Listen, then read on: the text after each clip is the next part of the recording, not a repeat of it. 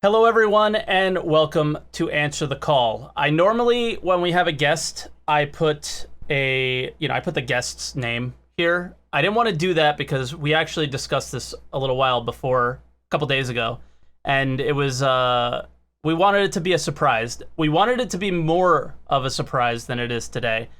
We were going to have two guests, but unfortunately, one of them couldn't make it. So, in the end, I think this is actually the real thing and why it's special, and it's a Redacted reunion, and it was going to be me, Board, and Saurus, but in reality, Redacted started with WTFosaurus, who is now Saurus, and Torque17, who is now me. But yeah, so we have Saurus on. Welcome to the show, man. How you doing? Hello. Hello. So Hello. yeah, we wanted to have it be a bit of surprise. We wanted to do a Redacted reunion. We talked. I talked about this, like somebody mentioned it. I was like, we should really do that. That would be awesome. And then me and Source had a conversation, and we were talking about gameplay loops in Star Citizen and why they're so bad and what they could do to fix them. And Source had some amazing ideas, really really good ideas. And I was like, let's talk about this on the show. You should share them here. It'll be really good. And I gave a little hint at some of the things that we discussed on my stream like a couple days ago, and said, like, Source was just so spot on with these, and we should really talk about them. But before we get into that, what have you been up to? What's in general? What's going on with you, Star Citizen? I know you've been playing a little bit of World of Warcraft. According to chat, I've been working on my presidential campaign, and yeah, getting that ready to go. I just got my running mate there. No, I've mostly just been doing a lot of the same thing here. My schedule's kind of been all over the place because heat waves and everything where I'm at, but still doing Star Citizen, believe it or not. Yeah. I have sort of branched out into spending a majority of my time playing other games. Yep. And that other game right now has mostly been getting back in and getting ready for Shadowlands from World of Warcraft. Just because I like, the whole reason I'm in Star Citizen in the first place is I want an MMO. And that's the only MMO I really have experience with that's still alive. So I figured I would jump back in. I'd heard a lot of really good things about the next expansion. And so I said, okay, well, I'll give it a shot and see sort of how that's going. There's a couple other games that are coming out soon that I intend on focusing on quite heavily as well. Yeah, I played some DayZ today, so Dead Matter is one of those, right? Dude, I'm a partner with them, and they're supposed to be dropping a key for partners like a week ago. I don't know what's going on, but it's I'm like looking at their Discord every like 20 minutes, just waiting. Just super excited. Like your history, I guess we should start with WoW a little bit because that's what you're playing, but you should go into your DayZ history as well, right? Yeah, so I mean, I back from like 2000, I want to say like 2008 or 2009 until about 2011. I no-lifed World of Warcraft. Mm-hmm. And then I love how you said you started with I backed. We are way too Star Citizen. We're in it. Instead of saying I was subbed. No, I said back in. Okay. That is my problem because I heard I backed because you're just like in that lane. Brain's broken. Yeah. Well, I did that, and I met some really cool people, and I really enjoyed the group of people I played with. And as the game sort of progressed, people started dropping off, and then I just stopped playing because the people I was playing with, it was a whole social experience for me. Yeah. Right, and that's what an MMO is to me. It's the social aspects of things. And then I sort of dabbled in a couple games here and there, but nothing crazy until DayZ came along. Mm-hmm. And then DayZ came along when I was doing web development and graphic design. And I had done some projects and everything, and I put together a team for this Survive DayZ thing where we built forums and I built mods, and I was in direct communication with Dean Hall even. And then that's sort of where I learned about streaming. And then from there, I was like, okay, I really want to do this. Started saving money because I was just working off of a laptop. I was playing DayZ at like 10 frames a second. It was brutal. And then, so I said, okay, well, I'll buy a gaming computer. And even if this doesn't work out, it'll be my new work computer. Yeah. For graphic design stuff, because I needed a new one anyways. And yeah, I had seen some streamers, and the Sacreals and the Bikemans and all this Lyric and whatever. Sure. And I was like, okay, I really want to do this. Started saving up to do it. But by that time, the DayZ standalone came out, and it was not in a good place. And I was like, okay, well, what am I going to play? And I actually started off with Arcage. Yep. Another MMO that actually was fantastic until they ruined it with pay to win mechanics. Little foreshadowing there. And then and then I had learned about Star Citizen. And the more I read about it and the more I learned about it, the more excited I was. I backed it immediately. I backed it for myself, my brother, and one of my other friends who's also another streamer. And then I remember that stream. I think that was my birthday stream. Yeah.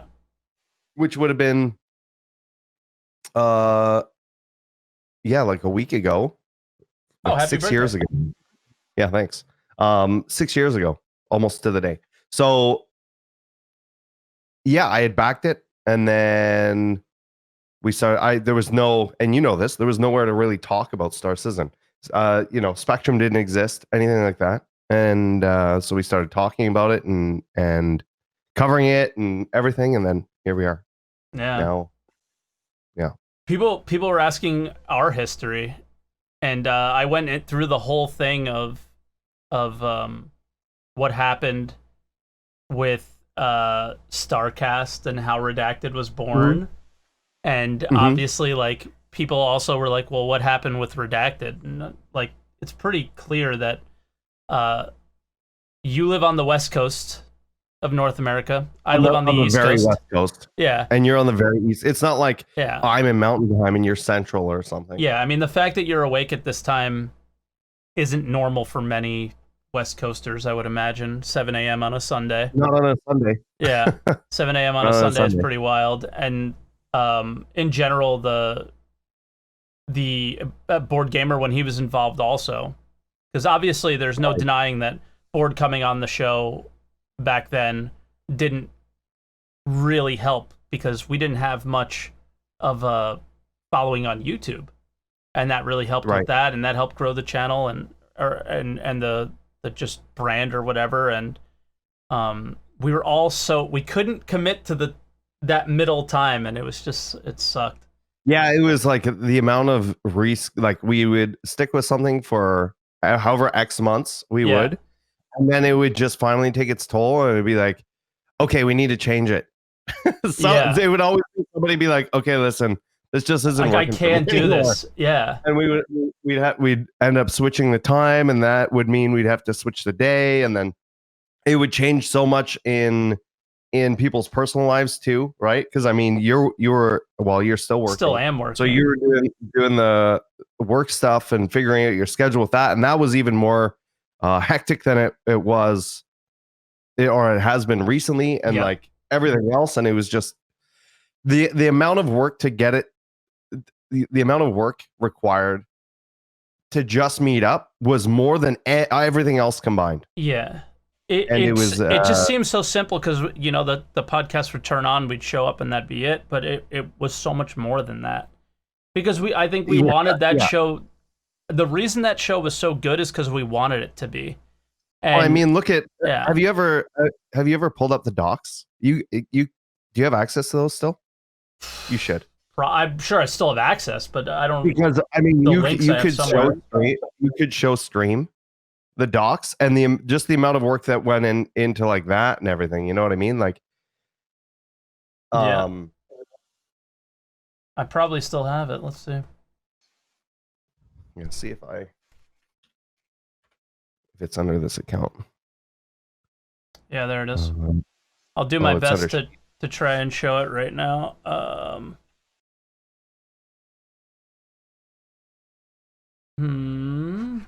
I mean, I could just do this here. We'll be off screen for a minute.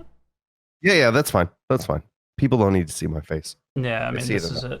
I just gave away my email though, so that's cool. But yeah, I mean, this is what it was for every podcast. We were taking all these things and color coding them, links. Look at all the dates on the bottom, right? Yeah. Each one of those is a new thing, and like the and to be honest, like this is not a good one even. Yeah. This isn't a standard one. A lot of ones.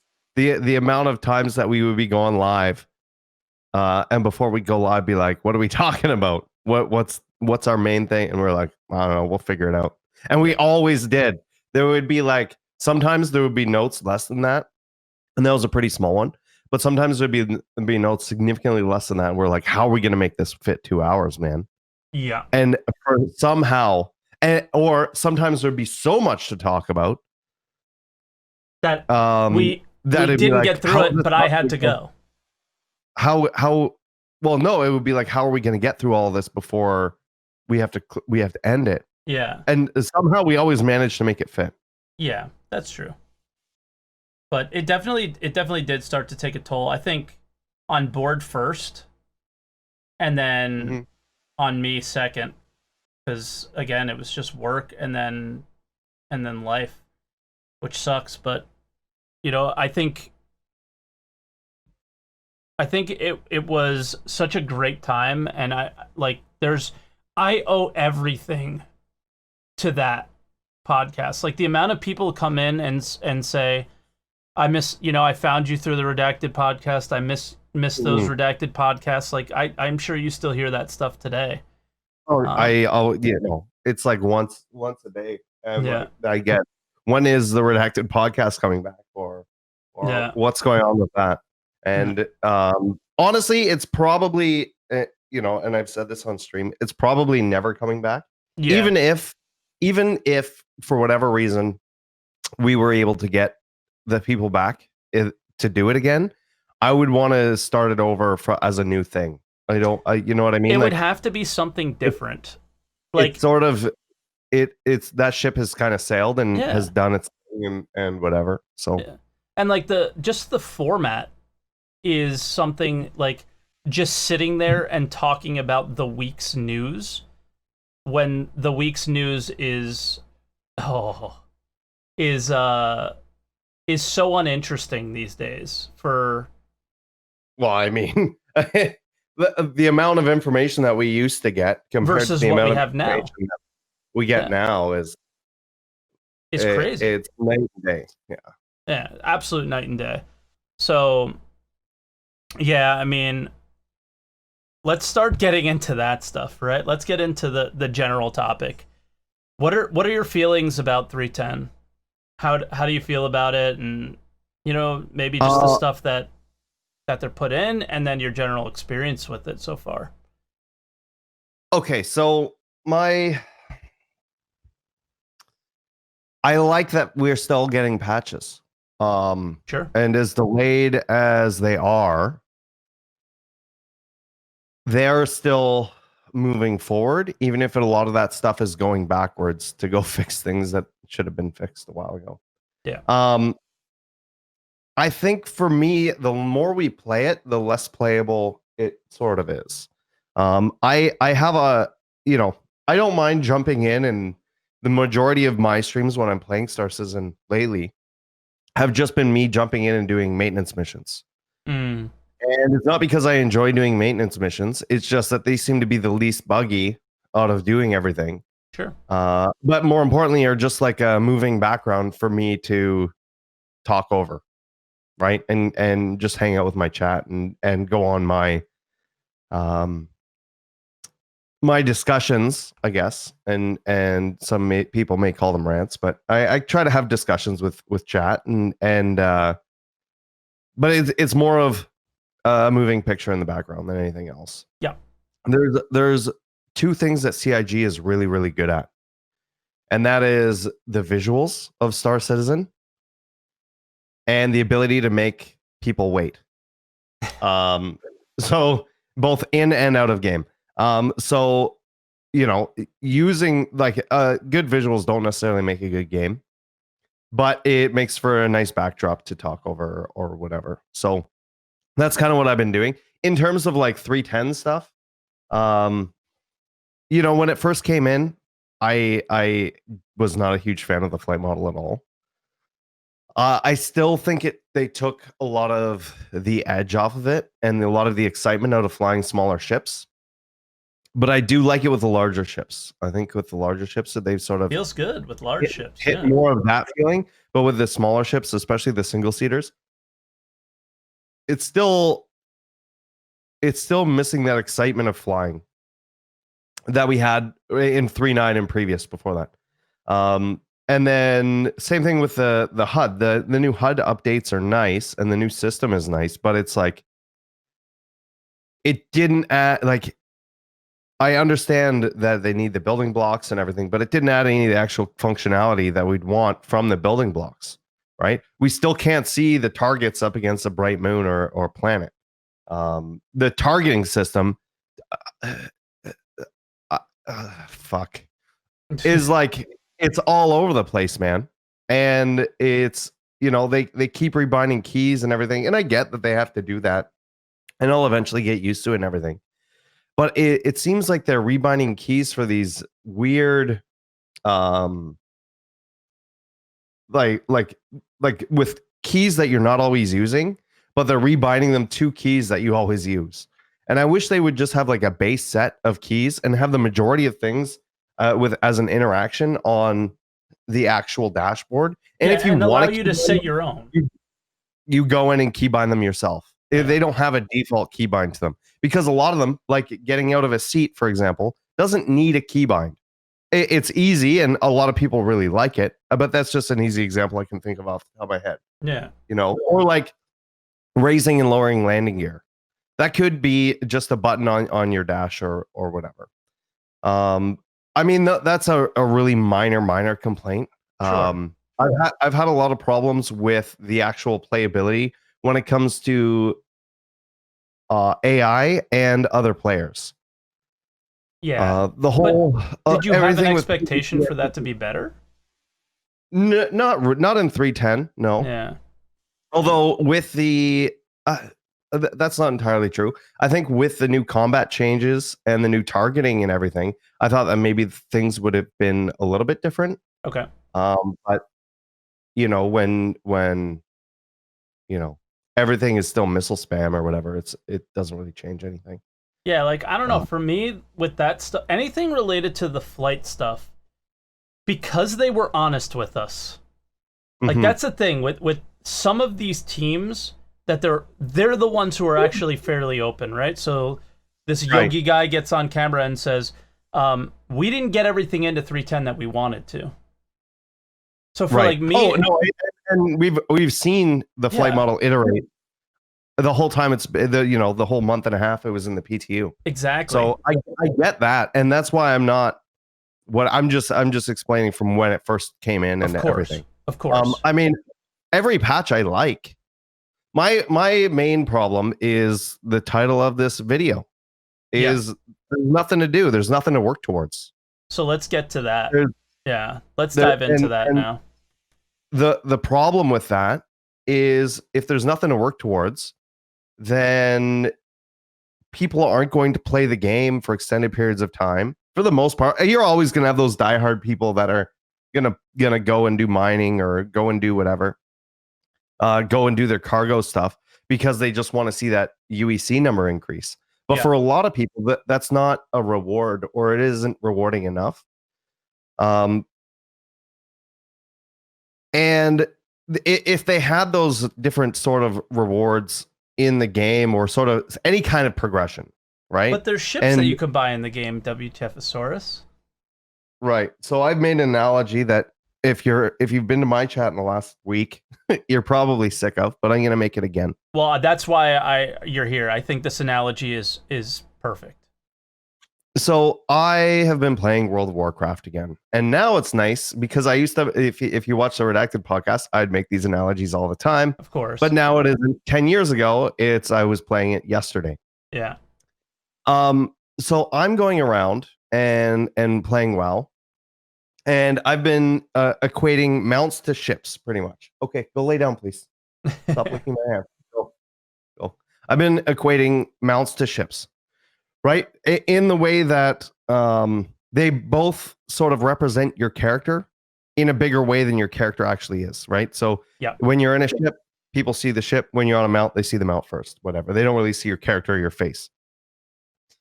And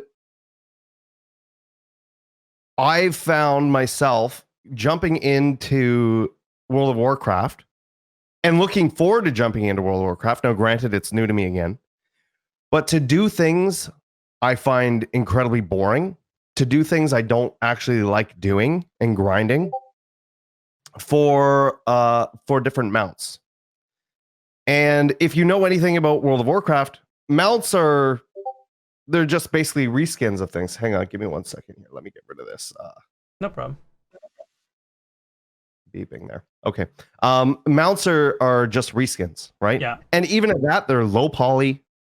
They're not technically impressive, whatever, and they don't do anything that any other mount doesn't do.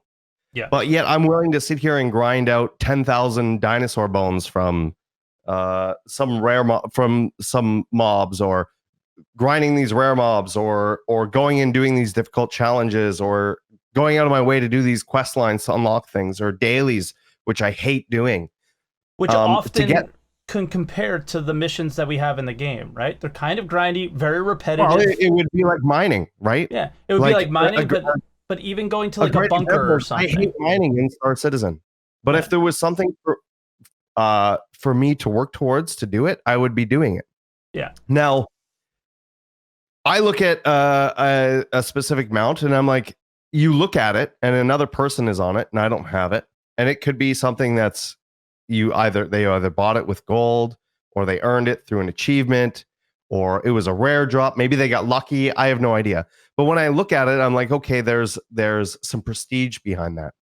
There's this player has worked towards it, or this player has done X achievement or whatever. And that's really cool. And I really want that. It doesn't do anything different for your character at all. Then I look at Star Citizen and I look at their ships, and they're visually incredibly impressive. Yeah.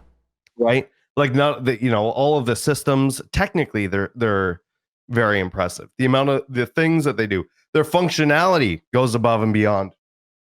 But when I look at an 890 jump that flies by in Star Citizen, I don't get that same feeling that I get when I see, some random mount in World of Warcraft. And I started thinking about that. I'm like, why is it that I'm playing this 16-year-old MMO and I'm getting excited for these basically reskins of the same thing that I can do? Why am I spending all this time going after these things? And why is it that I don't treat ships the same way? Yeah. And the reason is because those ships have been bought by a person with real money. And I know that. And there are mounts in World of Warcraft that you can buy with real money. And every time I see them, I'm like, oh yeah, okay. I look at them the same way I look at Star Citizen ships. Yeah. And it's even the glaive and the caterpillar pirate, which were things you needed to sort of go through. It still just unlocked the ability to buy it outside of the game. So anytime I see a ship in Star Citizen, my sort of immediate thought goes to, oh, that guy must have a good job to be able to spend that kind of money on this hobby. Yeah. Or maybe this guy really, he's been hanging out in the Twitch community and he's won himself some ships, and that's it. I don't look at it as if, oh, that's really cool. I really want that. Because, this person, and you can see that this person spent X amount of hours in the game at least to do something. And there's nothing like that in Stars. Nothing. Nothing. Well, not even a hint at it. and then the point that I brought up with you, and I brought this up in my channel as well, is that's not even with minor things. And the things that you can't buy, right? The things you can't spend actual money on are trivial, right? Like weapons, armor, ammo. You do one mission and you can buy it. And I was saying like the space cow armor, I think is a really good example because it's so unique looking. I think that if you also took like the desert armor with the flowy stuff and maybe a couple other armor sets, especially on the advocacy side, that if you put those behind you have to kill 10 pirates before this is accessible to you, or you have to kill 10 security guards, you have to do X amount of mining missions to get the mining backpack first, or whatever it is, then there's something to work toward, especially with those things that you can't buy. Because the problem with it is now is I think the well's tainted. I don't think any of the ships that, as long as the ship's for sale, there's no distinction between a ship that's purchased with real money and a ship that's earned in the game. Yeah. There's no distinction. You'll never know. And that's the idea that I came up with. Well, somebody else came up with, and we discussed this a little bit, was I made a YouTube video and somebody made a comment, and that comment just stuck with me the same way the comments that you just made about the 890 jump stuck with me. And then I took his comment and made a tweet, and then that tweet went on Reddit, and it was, the comment was, if you purchase a ship in the game, you have to give it a different distinction because the amount of grinding and the amount of suffering that you have to go through to get that ship is beyond what most people are willing to endure, right? So the idea would be that, holy crap, that guy bought that ship in game. That's a lot more impressive. Yeah. And you apply that to just every aspect of the game, which, I thought about that specific paint thing so much, but I never applied it to something so simple as a suit of armor or a weapon or anything. Exactly. Like even a specific weapon or an attachment or something, like start locking these behind like I want to call it a soft reputation, right? I'm not saying there needs to be a hard reputation in the game. And it's obvious they already have the ability to do this, right? Like we already had progression in the game with the Tessa missions. That was a thing where the missions got harder and harder until you finally finish that quest line. We have the ability to track kills and stuff like that. We have the prison system. Yeah. So because a lot of people would push back and say, oh, we don't have a reputation system in, and it's going to require all this other stuff. It's not. We have a lot of this stuff. As a matter of fact, we have something even more complicated than that, where when you complete some sort of achievement in the game, i.e.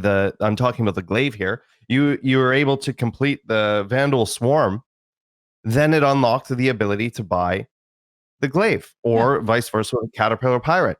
And so it's like, well, are you telling me that they can track that and send that to the website for you to spend money, but they can't do that in game? And so my big question was not that should they do this, because it's obvious they should. It's not it's why haven't they done it? I think that's obvious. Is that they? Well, I don't. Well, I think it's obvious in the sense of and this is something I like. This is your rant thing. This has been my rant thing lately. Is that they're stuck in this endless loop of having to make a choice between, all right, we would really like to do X, A, B, C, D, all the way through the alphabet, but we only have time to do 4 of those things. Well, we got to keep the funding going, so we have to focus on X, Y, and Z instead of A, B, and C. Like the alphabet starts with A, B, and C, but they never seem to want to put A, B, and C in the game because they're in this loop where you and I both know the amount of money they're going to need to finish this game is more than what they have now. So they have to continue funding. The way they've done the funding is the ships and, visuals and things like that. And it's just this never ending circle that, what do you do? Yeah. Well, I was always under the impression that even when I first backed this game, and I've said this previously with you before even, that I was expecting early when I expected to see development happen, I was expecting gameplay before polish. Yeah. So I was expecting the ability to do things before the animations were in. So it Gameplay was just going to is be polish. I was expecting to see white box and gray box in, like, for us to be testing those things before it was this super shiny everything. And Yeah. I get that the artists are separate from the programmers, but what I'm talking about is when we get things on the roadmap like the buoyancy for algae on water, right? Like things like this just seem like that time could be better spent on, making the game playable or doing something to encourage people to play it more. Yeah, and the argument is that the artists need to do something, right? But the thing is instead of saying time, what if you said that money could have been spent better elsewhere by right, hiring somebody who could have making the mission team larger, things like that. Do you think there's not gameplay designers? I mean, we know they have gameplay designers. Yeah, so this is the thought process that I went down. Is okay, so obviously they have gameplay designers, and so there's always contrarians in the chat, always. So I'd say, okay, if there's gameplay designers, why aren't they or mission designers? Like there definitely should be mission designers. Why aren't they working on Star Citizen? Why aren't they putting missions in Star Citizen? And then the answer is, they're all working on Squadron 42. Yep. And I said, okay, fine. If they're all working on Squadron 42, then why is it they aren't taking that framework for those missions in Squadron 42 and putting them in Star Citizen? Because everything we know is that Star Citizen and Squadron 42 share everything, including assets and everything else, AI.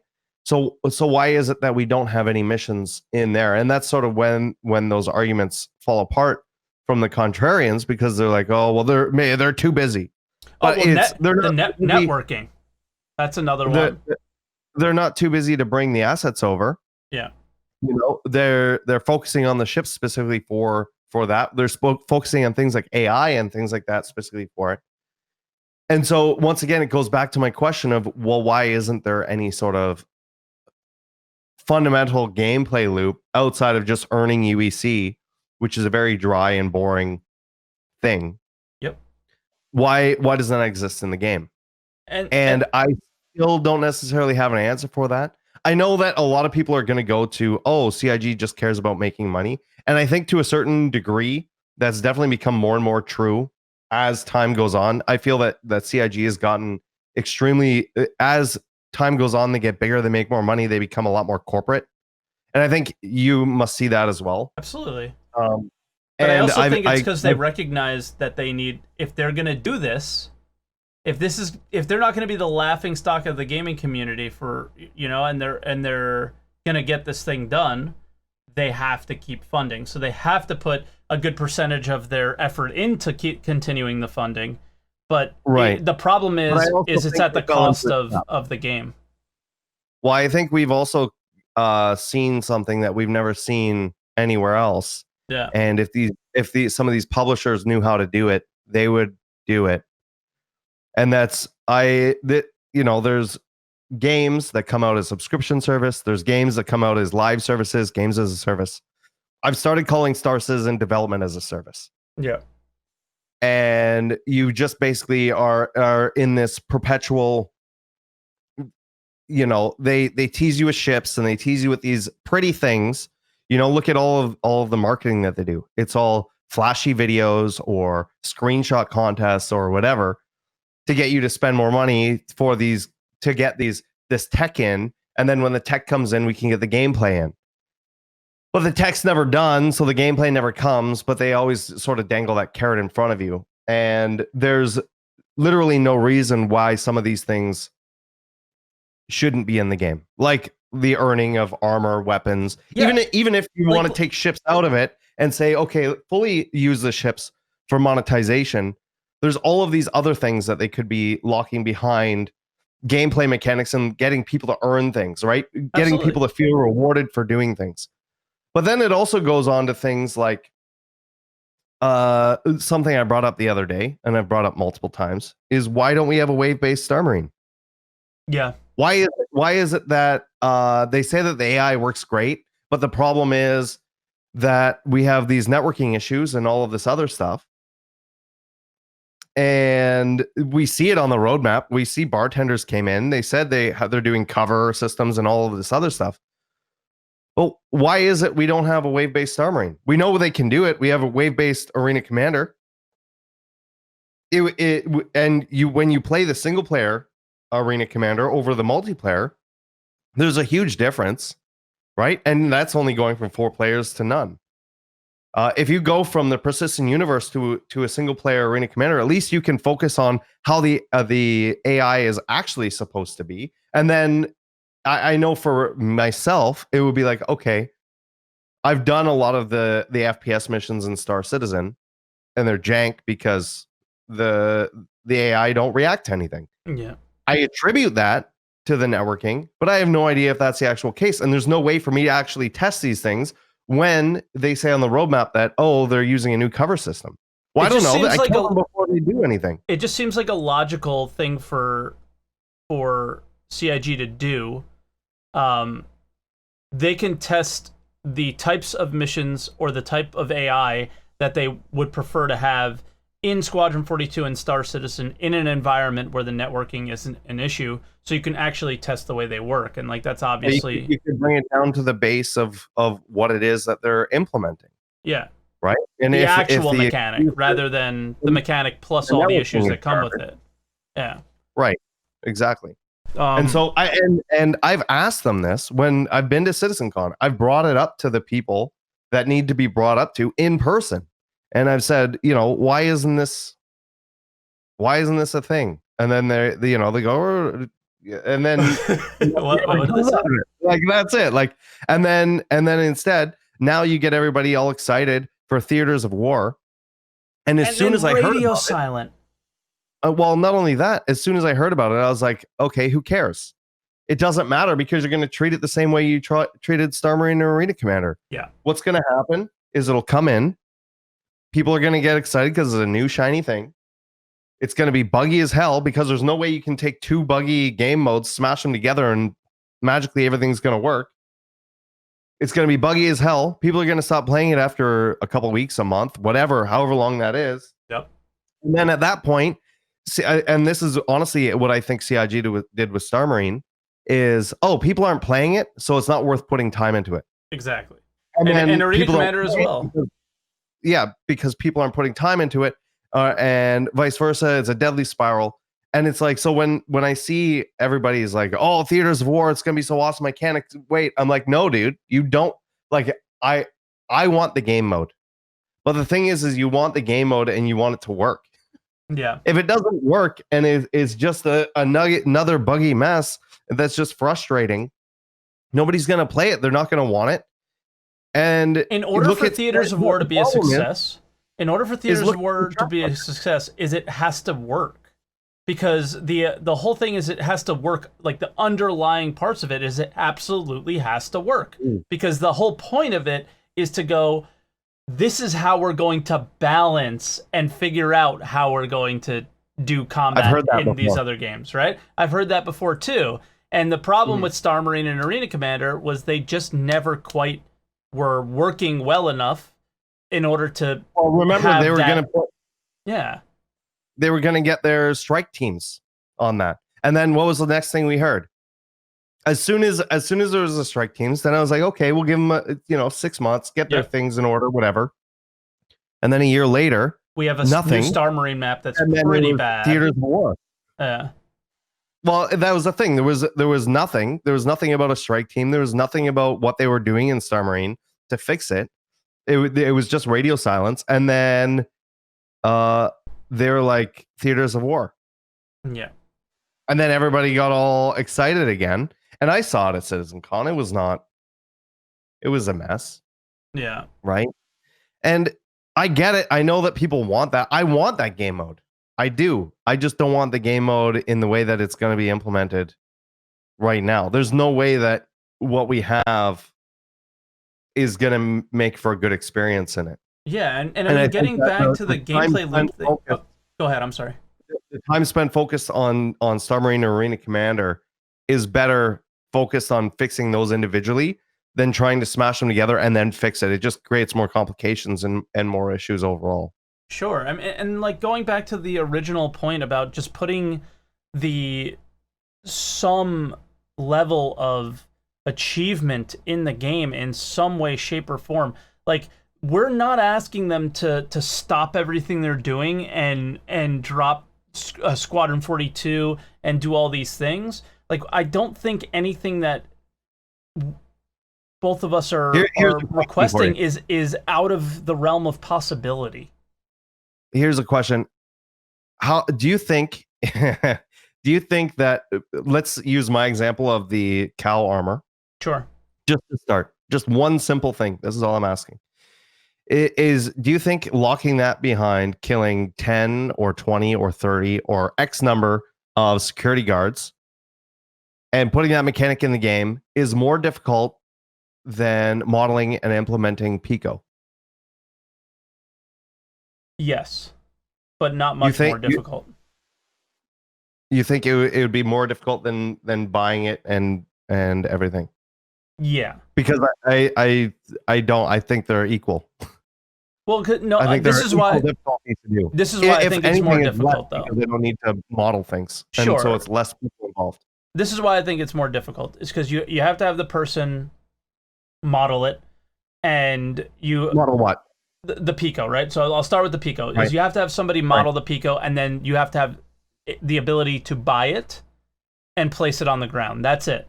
But when it comes Right. to a mission, now you have to create Now, a to mission, be fair, or not the even a buying, mission, right? Hold on, the hold on. buying and placing things on the ground is a function that's already in the game. Yes, but so is most of the things related to your idea for the cow armor, except for the fact that the game, the only difference is that you would have to have somebody do this, add this additional form of reputation, right? Because the whole thing is they count it in their back end, but it needs to be like they have a stat sheet or whatever, right? But that has to communicate with the game now. Well, how about And that's this? the How about if you, only extra thing, most likely.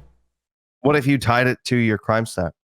What if you said as soon as you have 5 stars, not only does that unlock the ability for you to go to prison or whatever it is, but it all and the ability to unlock the UEE Navy to come after you at 5 stars, but that also is the ability to unlock the armor. Sure. Just to be clear, I'm 100% with you on your point. I'm just, you asked the question of, do I think it's Right. more difficult? I think it's slightly more difficult because even if you tie it to murder counts, right? Like, let's not even go your crime rating. You can go with your amount of murder Well, counts. I'm just trying to and think of you're- something that's already in the game. Yeah, because that's already in the game as well. Whatever, that already talks to something, and you could just tie it to that. And I think Yeah, it's But it's that tie trivial. that makes it more difficult. That's all I'm saying, but it is trivial. It should be a trivial thing. So then when I think about why this isn't in the game, I can only come up with a few answers, and none of them are good. Yeah.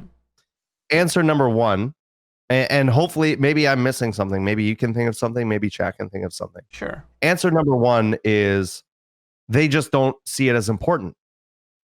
Huge red flag. Yeah. A giant red flag, right? Gameplay is super important. But maybe that's the first thing they see. Maybe number two is they're more focused on making money. Another. Huge red All flag. the answers I'm going to give you are going to be really bad. Yeah. Another reason is maybe they want it to be more complex than just something like kill X amount, or maybe they wanted to implement new missions. Well, and this is the other thing is we only have like basically 5 missions in the game or whatever it is. Yeah, all in but the varying reason they degrees, don't have right? more missions is because they're working on Squadron 42. Well, those things should be shareable over to as frameworks. Those things should be shareable over to Star Citizen, just like everything else is. And so, once again, this goes down to maybe they just haven't thought of it. Huge red flag. Yeah.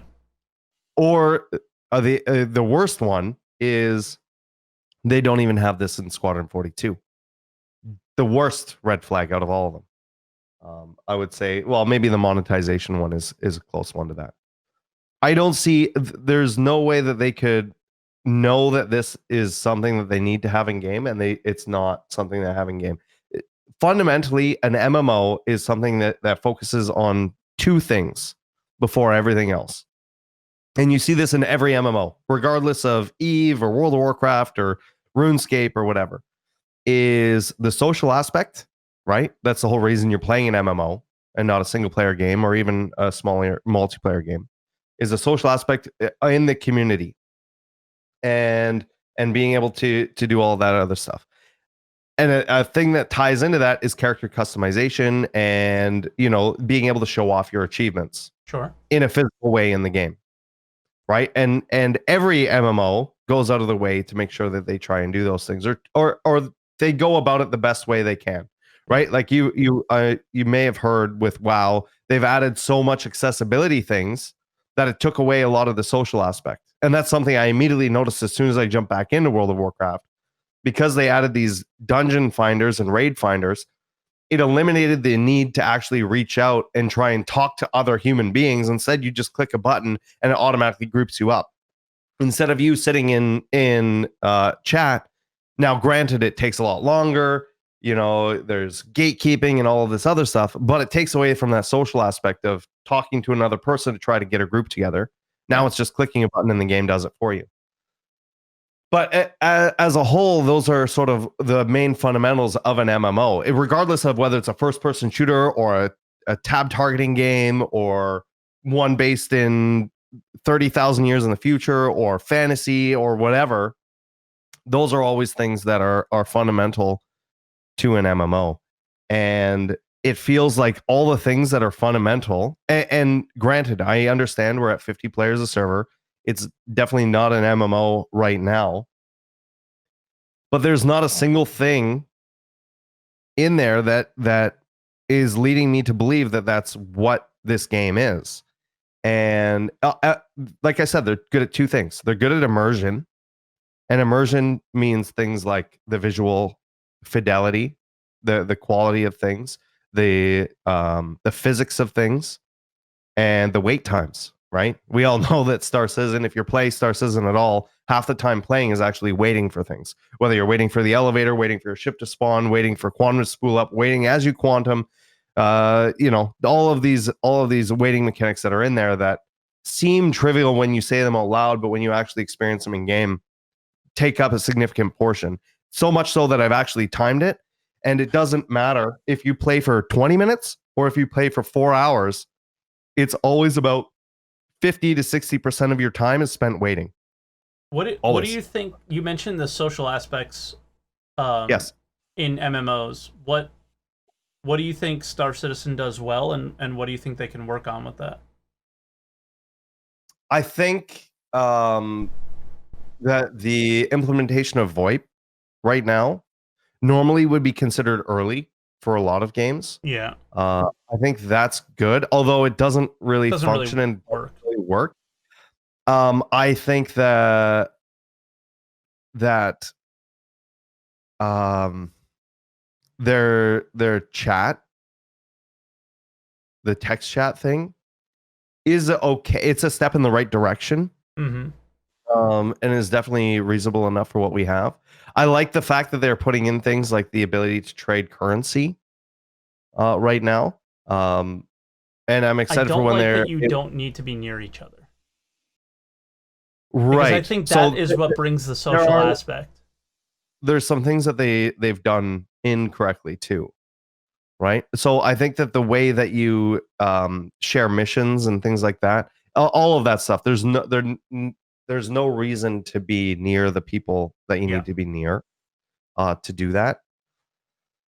There's like in World of Warcraft, and I know that you don't necessarily play this game, but maybe other people do, and they understand this. You have the different cities that you can go to, different major cities, and and this is what I miss about it. They had this thing called trade chat, where when you were in the city, you could type in this chat, and it was limited to that area. So that would be like having a chat specifically for Port Olisar, a chat specifically for, you know how you can tab through to private or public or ship. It would be nice to have one for those specific areas So it's you even have your own channel for your ship. Yeah.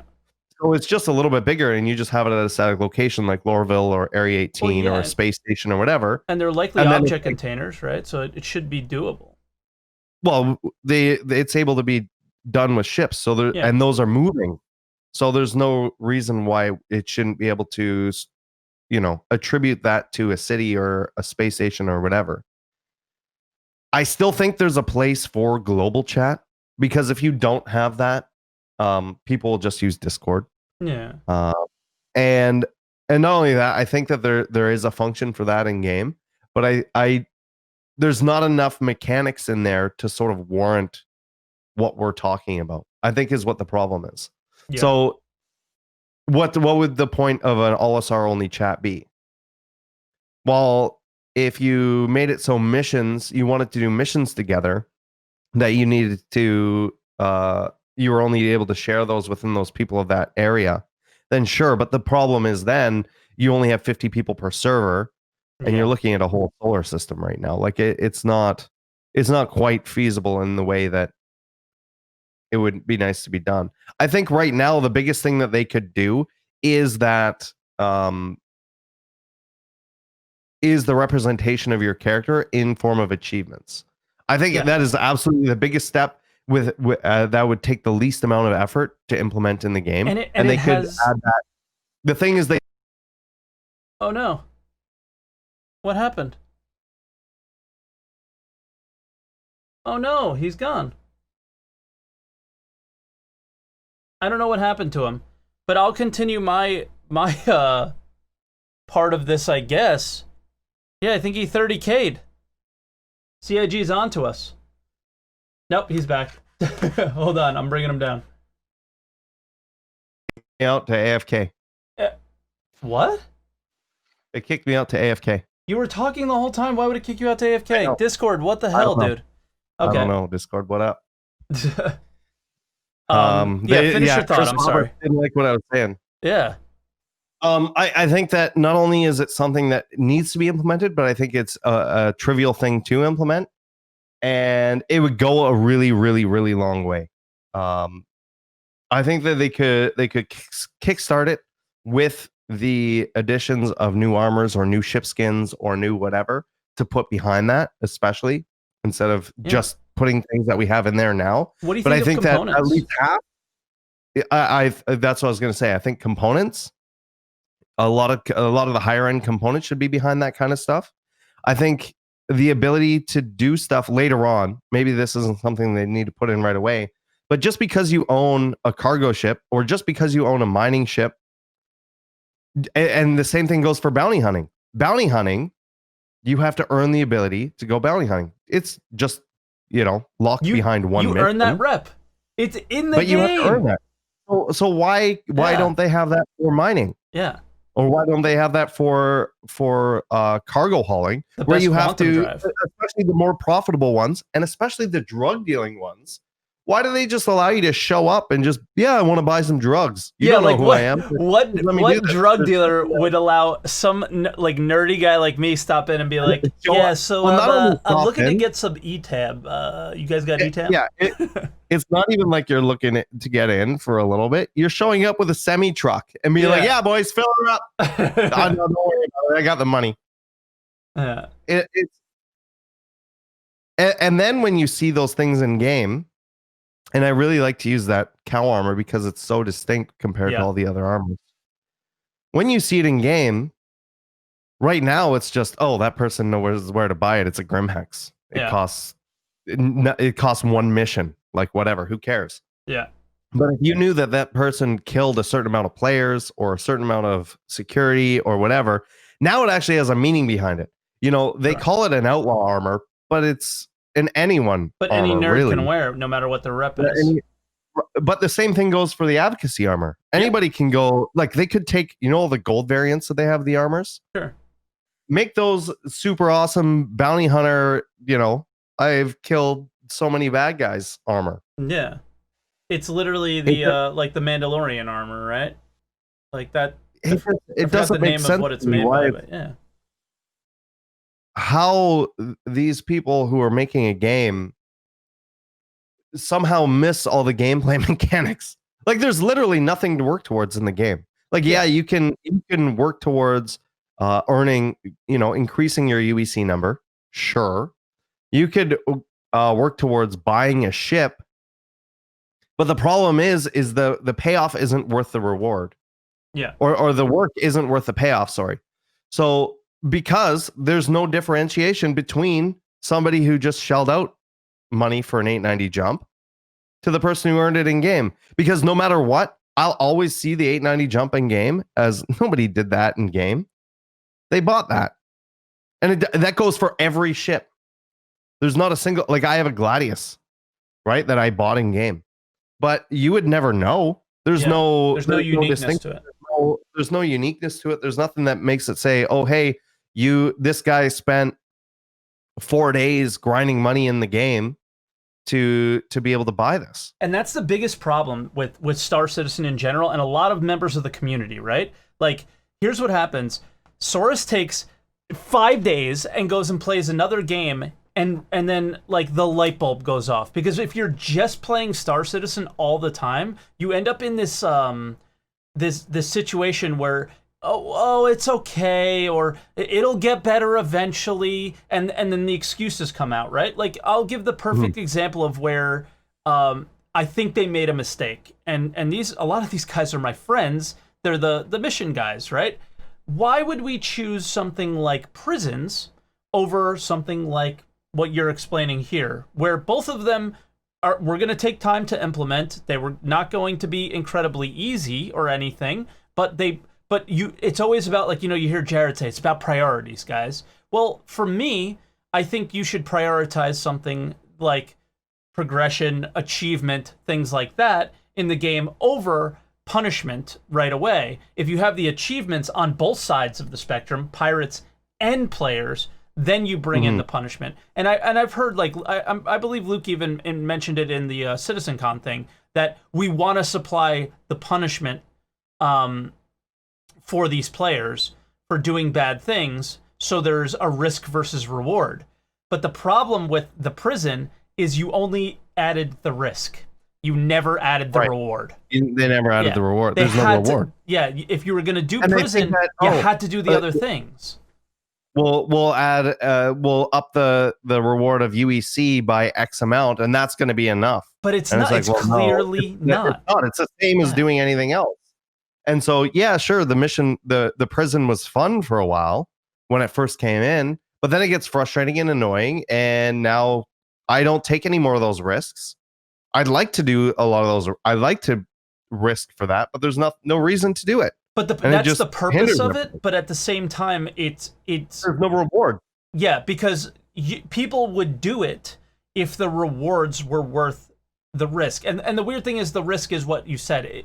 Prisons are kind of annoying. They aren't working perfectly. There's obviously some issues. I think 3.10 goes in a good direction with prisons, where you can trade merits. You can be a little bit of a prison gang and sell merits to people, shit like that. But at the same time, they put effort into that and improving prisons. But I think the way to improve prisons are doing exactly what you said, and the things that you mentioned in our initial conversation and on the show today, is these achievements are really the way to go in the future. And I hope they hear this, If they would have implemented, obviously Pico's a big joke in the community for the most part. Yeah, it's a meme. People love it. People hate it. I talked to you about this.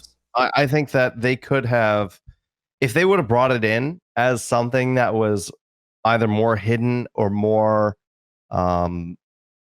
sort of a reward for something other than UEC, that would have been a great first step. And I think that the community would have embraced the Force meme a lot more, instead of just being like, here it is, it's in your face, and it's open for, it's like, oh, there's no value to it. Imagine if you finished Mile Eckhart's missions and you were rewarded a Pico. Then it would be fucking cool, because you would see other people who have it and be like, where did you get that? It's so cute. I want it. You would hear where it's from, and it's like, oh, you have to do that grind for it. Yeah. And then it's like, okay, CIG can do their meme and sell it for their fucking plushie on the website and all that stuff. And then it would be okay with me. Yeah. one of the other things that came up when they CIG talks about gameplay is in their latest ISC when they're talking about the new ship that they brought in. Yeah. And granted, this is the ship team, and I like the individual developers, but I don't like the company, if that's the best way to explain it. Yeah. But they were talking about how this new parrot ship is coming in and how it brings gameplay diversity and how it's going to change things and it's going to change the way people play the game and stuff. No, it's not. It's just another ship. Another it combat ship. Even if it does something slightly different, or even if it does things entirely different, there's still no gameplay behind it. It is just a tool to be used for gameplay, but there's no fundamental gameplay there. And I think that maybe that is the one thing that when I ask about why isn't gameplay in the game, I think that CIG may be misrepresenting to themselves what gameplay is. Mm-hmm. And confusing it for tools for gameplay. Yeah. Do you know what I mean? Like saying, oh, the prison's in there, and that's gameplay. And that's a gameplay loop now. Or mining's in there, and that's a gameplay loop now. No, they're parts of a gameplay loop. They're tools to get there, and they're not gameplay in and of themselves. If that makes, I'm trying to articulate this in the best way I can. Okay, this is what they determine gameplay is. They put things in the game that can create emergent gameplay. So they go, here are locations, here are tools. You guys go make the gameplay because we can't, or we aren't prioritizing it right now. Or this is, I don't even think it's that. I think that this is good enough. This is good enough to be called gameplay.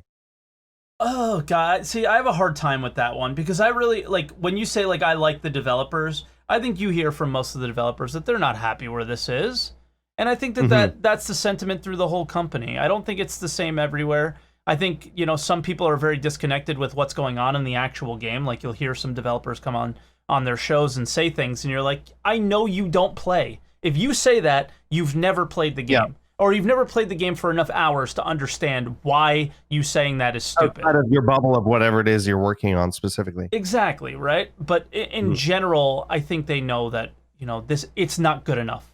None of it's good enough. The problem is, I think the problem with it is that the people who can make the decisions on what the priorities are prioritizing things that aren't those because of whatever reasons. And I think we both know it's the funding reasons, and again, I don't think it's a malicious thing. I think it's funny because this thing they're stuck in. I think that if there was those loops in there, more people would be playing and they would be making even more money. Yeah, I mean, look at Invictus, right? That brought people to the game. People want to play this game. They made $15 million in a month. What would they have made if they were actually working? Like what would they have made if people didn't have to fight to get in the game for the first 2 days? Like random people still did, right? Like new players really want to play this game. They really want to be a part of this project, and inherently being a part of this project means you buy more spaceships because the whole other thing is a new player experience is horrendous too. That's the only reward right now. You put in real money, you get a ship to show off, and it's like, oh, look at the ship that I bought. Yeah, like, dude, there's a reason why people single seat fly an 890 Jumper, a Hammerhead, or a Starfarer, or whatever, and not their smaller ship. It's because it's fundamentally the same thing that you're seeing with the World of Warcraft thing. They're just earning it in a different way, and they're just showing it off because this is what they have. Yeah, and there's nothing. Now, obviously, there's exceptions to that and everything like that, but. Sure, and in general, like them feeling that way and wanting to show it off, there's nothing wrong with those individuals. We're not shitting on those people necessarily. It's the fact that that was an option for them in the first place is the problem, right? Like I don't feel bad that I'm not shitting on someone that spent $50,000 on this game and is collecting spaceships and that's what they want to do. Good for them, but the problem is it's one of those things where like. your happiness is actually, and your fun um is not going to be beneficial as a whole for the game, and thinking about things that should be in the game for the longevity of it, like the things that you're talking about and like the things that you brought up. Why wouldn't they be worked on now? Because it's not one of those things that you have to rework. It's not an idea that you have to make up again. Right. It's something And that it's should something always be that there anyway. if you do want to rework it, it's trivial compared to literally everything else that they've done in the It's game. balancing it. It's not reworking it. It's balancing Like the what was reward. thing is if they wanted to tie it to like actual reputation or something like that, they're gonna have to do that regardless. Yeah. Or if they want to tie it to something else, or they want to tie it to achievements, or make it more integrated into like a mission partway through, or whatever, they can always go in, and they're gonna have to do that framework later on down the road anyways. But the way that I'm suggesting right now to implement it is extremely trivial, and there's no reason that they couldn't have some stuff like this even in the next like in the next 3.11. What about something so simple as saying, hey, the entire mission team, okay, and anybody that can support that team, you're not going to add any new gameplay into Star Citizen for the next 2 quarters, 6 months. Your job for the next 6 months are to do this, is to go through the entire game and focus on the mission givers almost exclusively, because I think that's where you can really achieve the goals that you brought up today, and obviously that you've talked about in the past. Is they're the ones that can provide the Star Citizen experience, right? The immersion, the good looking aspects, and they're the ones who can send you out on missions and give you rewards. I'm not even saying that when you complete these missions, they give you like using the cow armor, for example. I'm not saying you complete the Miles line and then he gives you the cow armor. Yeah. I'm saying you complete the Miles line and it unlocks the ability to buy the cow armor. Yeah. And maybe it's not from maybe it's from Grimhex, but maybe it's from some outpost that already has a store in it, or one of those panels that's one of the untracked ones. So now you got to go find it after it tells you in the mission that you've unlocked it and you need to go to this location. But the only way to do that, get to that location, is by doing a mission that takes you there or whatever. Yeah. And just make it a lot more interesting, and making it so it's like there's some sort of progression in game outside of just UEC, because UEC doesn't really hold any value, because it's either a trivial thing or it's something that people spend money on. And I think that the whole real money thing, I talked about this with Arcage, and I took a shot a little bit at CIG there, really hurts this. Really hurts it. And I hate the fact that I look at, and I can't really share it with you here, but I have my mount list up, and when I pull this up, it's like I could literally count the polygons on this thing. Yeah. I can look at, I can look at the amount of time it would probably take an artist to make this. And it's not a lot of time. And most of them share the same animation models, or even sometimes it's just a different recolor of something else. But the fact that I look at one of these mounts and I see more achievement in that, or I see more prestige, I think is a better word, when somebody else is on it, then I see that in a ship, it sucks and it hurts, because it's like, the amount of time and effort, not only the gameplay designers and the ship designers and the artists and the concept artists and everybody put into it, and the amount of effort that goes into it, for it to just sort of, like, when I look at them, it doesn't make sense that one outweighs the other at all. There's no functionality with this other thing. How is it that it's more coveted? Yeah. Even in Ultima Online, dude, this is what Ultima Online will do. They will take an item that they already had in the game, rename it, and change the colors. And it is more. It is more. Stop calling me UO Andy, chat. I hate you. The whole thing of of that having more prestige than any single item in the game, right? Like the whole thing is like, here, what is the most prestigious 2 items in the game? The top hat and fucking monocle. But the only way that you could have gotten them is by spending $1,000 on a video game, right? And that's like the biggest problem here is what prestige exists in the game. Because in the end, guys, the game is not played on the website. The game is played in the client on your goddamn computer.